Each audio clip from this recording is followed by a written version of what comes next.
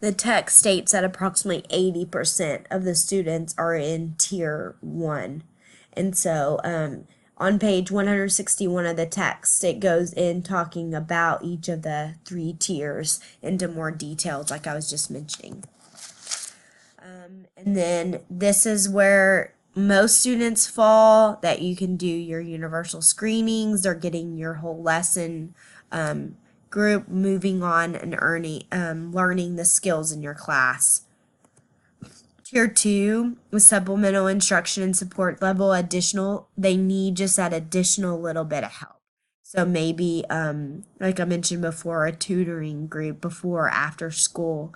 And just also, if you're in the reading, if they struggled at the beginning of the year, maybe they're not on the grade level or a little bit below in the reading level, then you are doing more running records or checking them more often, meeting with them more often. And having them monitor their progress is great too, that they can be charting where they're at. Say their fluency was low in reading, well, through practice or extra work, that they can move on. And also in tier 2, it talked about specific social behaviors like last chapter. Maybe a student needs some social skills direct teaching. They can be tier 2 in that level too. And then tier 3 is that specialized instruction. This is a small group. This is the intensive type of support, evidence-based, specialized, and maybe they're pulled out into a resource room to where they're working with a special education teacher. They're getting direct teaching. If they're dyslexia, having that formal teaching for working with their special needs. Using RTI to assess for the presence of learning disabilities. This is a model solely used, so students would kind of slip through the cracks in the past.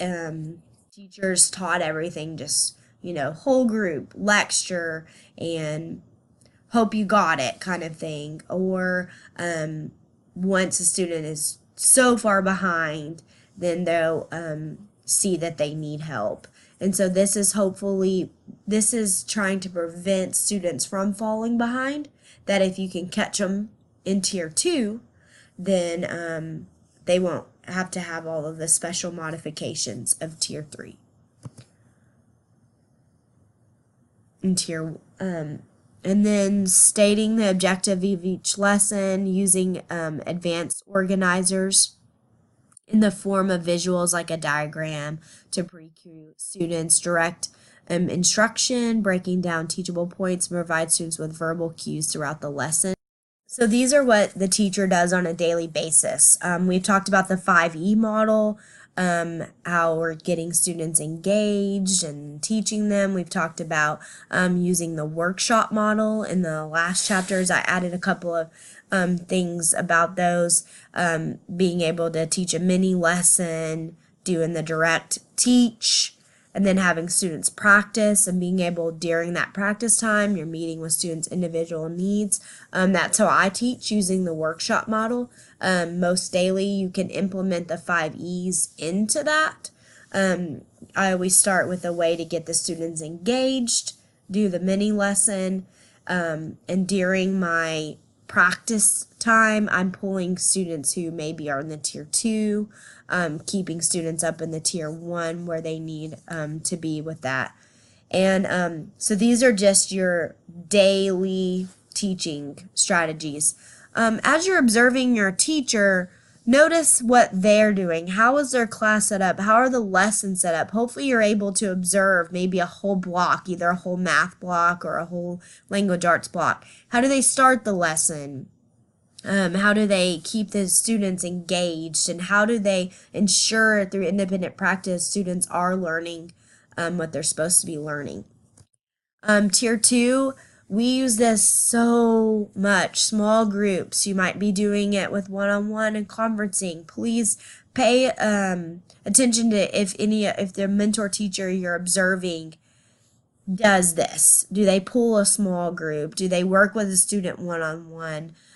Direct instruction in problem areas, progress monitoring, writing down when they are working with a small group and helping them with their specific needs.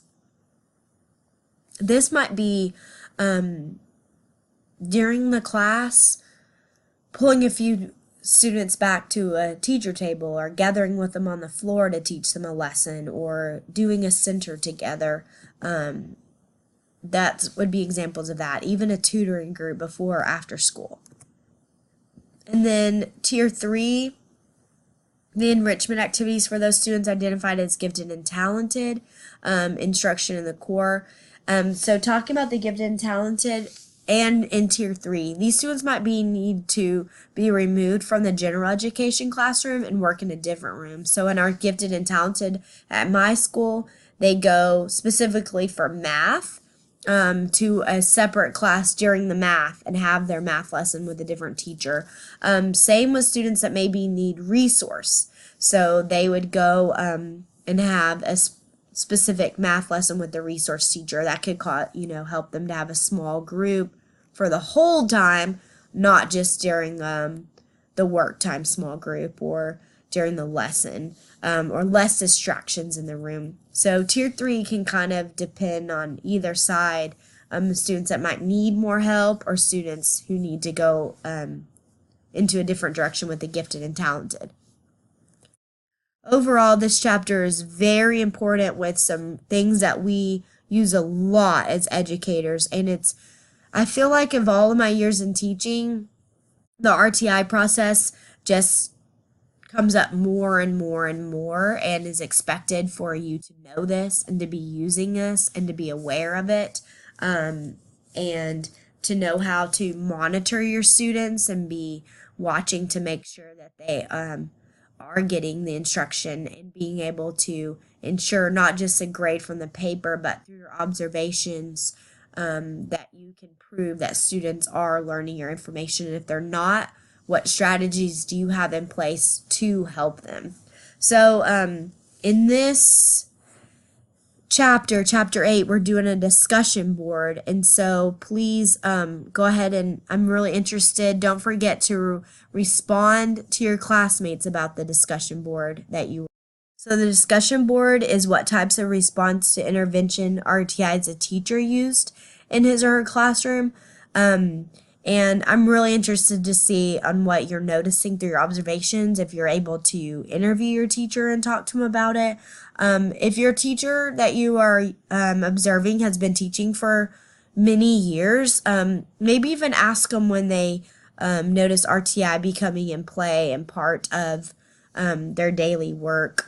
But as you're responding to each other, see if you're noticing any similarities or differences, and try to refer back to chapter 8 on what we're learning. That has some great information and ideas to use in each of the tiers. I hope this is helpful. Please let me know if you have any questions, and thank you so much for all of your hard work, and I hope you're learning a lot about special education and general education classroom.